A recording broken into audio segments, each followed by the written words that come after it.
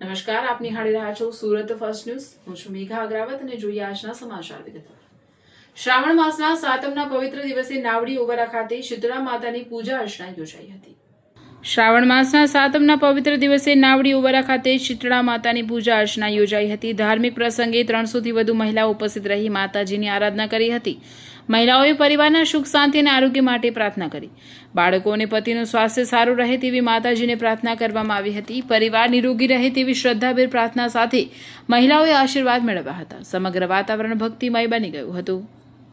મારું નામ કનુભાઈ નાનુભાઈ ભટ્ટ નાનપરા નાવડીવાળાથી બોલું છું।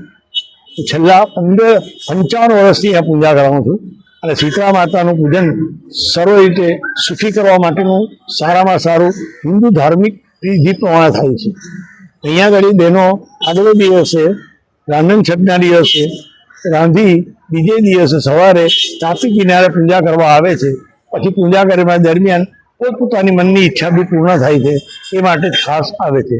પોતાના દીકરાઓ માટે રોગ આરોગ્ય ઈશ્વરીય ધન કીર્તિ ને વિદ્યા માટે અને બહેનોને પતિવર્ત જેને કહેવાય અખંડ સૌભાગ્યવતી માટે ખાસ।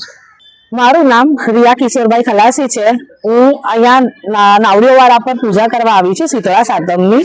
આજે શીતળા માતાનો એટલો બધો મહિમા છે કે આજે એમની અસીમ કૃપાથી મારા ત્યાં 2 નાના બચ્ચાઓ છે જે 2 વર્ષના થયા છે અને મારા બચ્ચાઓની માતા રક્ષા કરે એટલા માટે અમે દર વર્ષે અહીંયા પૂજા કરવા માટે આવીએ છીએ।